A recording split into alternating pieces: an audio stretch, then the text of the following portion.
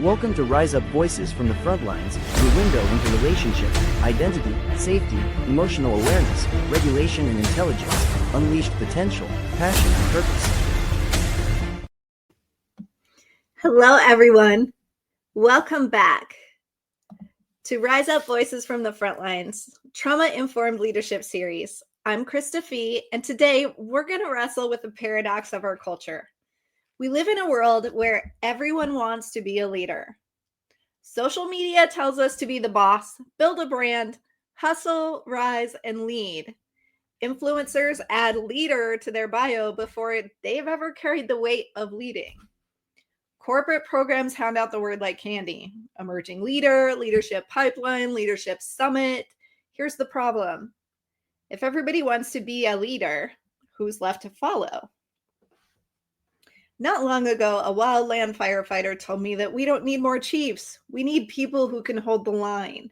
And his words, they really dug in. On the fire line, chaos is constant.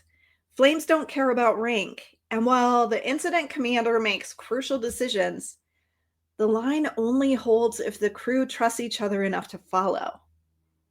If everyone tries to lead, shouting over one another, running in every direction, the whole crew will burn. And that's true for fire, but it's true for leadership in every arena: business, politics, communities, even families. And I'm going to say something that might come as a huge surprise. Leadership isn't really tactical, though that's important. Leadership is actually relational. First and foremost, it's relational. Here's the truth. Leadership doesn't live in a vacuum. It's not a solo act. Leadership only exists in relationship to followers. Without followership, you don't have leadership. You just have noise. Trauma-informed leadership makes this plain. People only follow when they feel safe, when they trust, when their nervous system sense this person sees further than I do, and they're carrying weight with me. When leaders demand authority without cultivating trust, communities destabilize, teams will fracture, nervous systems go into fight or flight, and instead of leadership, we end up with posturing. Let's talk a little bit about neuroscience. Do you know why your brain seeks safety in hierarchy? Our brains are wired for safety in groups. This is from an evolutionary standpoint. Belonging in hierarchy helped you survive. That doesn't mean authoritarian dominance. It means we naturally look for signals about who is safe to follow and who isn't. A leader who shows calm presence, consistent responsibility, and steady honesty calms the entire group's amygdala. It's like saying to the nervous system that it's safe enough here to think, decide, and move together. But when a leader is unpredictable, egocentric, or self-serving, the brain reads danger, cortisol spikes, people hesitate, withdraw, or splinter. And it's not enough to want to lead. You have to be the kind of person that others feel safe following. Here's a few historical examples when followership breaks.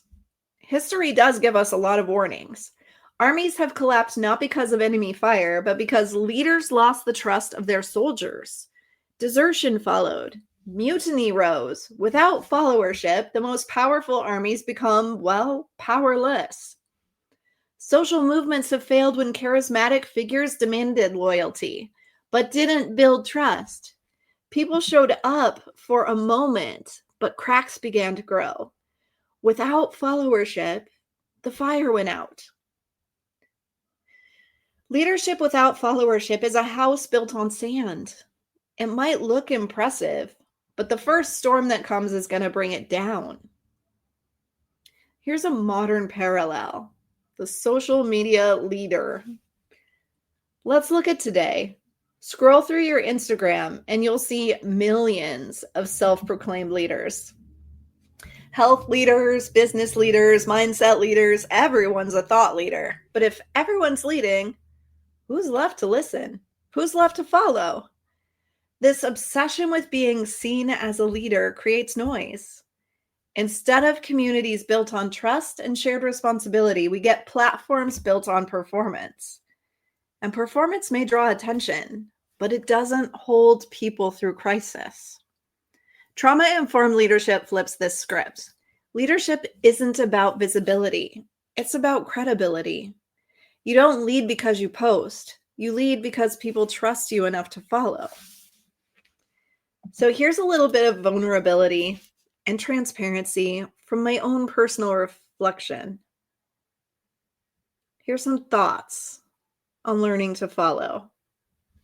I had to face this in my own journey when I first stepped into public work. I thought that leadership meant always being in the front, always having the answer, and always setting the pace. And I really didn't want to be that face of the brand. I just wanted to be in the fight, doing the work, and getting things done. Again and again, I had to move to the front of the line when I got tired of pushing others who claimed that leadership role. I wanted them to move, to act, or to lead, to do the right thing. Real life taught me that sometimes the bravest act of leadership is knowing when to lead and knowing when to follow. There are times when someone else is better positioned, better resourced, or simply better equipped in that moment. And if the mission matters more than my ego, then following is leadership. And I've become really comfortable taking on either position. That shift is empowering. It's freeing because leadership isn't about being out front. It's about serving what the moment requires. So let's go deeper. Let's look at the shadow side of ego and trauma in leadership. This is where trauma gets loud. Leaders who are unhealed often confuse control with influence. They can't bear not being in the front because it feels like failure. They can't tolerate following because it feels like weakness. But insecure leadership creates insecurity everywhere that it touches. Teams start to mirror the dysregulation of their leader. Communities feel unsafe. Movements collapse under the weight of ego. A trauma-informed leader learns to regulate their own nervous system so they don't project their fear onto the people that they serve. Let me say that again because it's extremely important. The trauma-informed leader learns to regulate their own nervous system so they don't project their own fear onto the people that they serve. So how do we cultivate followership? How do we fix this? How do we move beyond a culture where everyone's chasing the spotlight of leadership? Here's 4 practical truths. First, clarity of mission. People follow when they know where you're going. Ambiguity creates fear. Clarity creates calm. 2, consistency of presence. Show up the same way in calm and in chaos. Consistency builds true, deep trust, much deeper than charisma ever could. Third, share the responsibility. Don't hoard weight. Invite others to carry it with you. This communicates respect, not dominance. And fourth, have the humility to follow. Show by example that following isn't failure, it's wisdom. It shows trust in others and it multiplies your mission. So ask yourself, do I invite followership or do I demand it? How do I treat those who walk beside me, not because they're weak, but because they trust me to see further? And am I willing to follow when the mission is best served by someone else leading? So here's a truth I invite you to carry. Leadership isn't always about standing in front. It's about standing where you're most needed. Sometimes that's ahead. Sometimes that's beside. Sometimes that's behind. When everyone tries to lead, chaos follows. But when some step up and others trust enough to follow, that's when movements rise. Leadership without followership is just noise.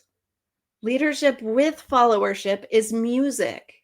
And when it's trauma-informed, that music becomes the heartbeat of a movement. Thank you for joining me here on Rise Up Voices from the Front Lines for this trauma-informed leadership series. If this episode stirs something in you, share it with someone who needs to hear it, and remember that you don't have to carry the weight of leadership alone. Become a Rise Up Hero sponsor to provide mental wellness and crisis response resources for those who serve country and community. Join us in the Rise Up movement today.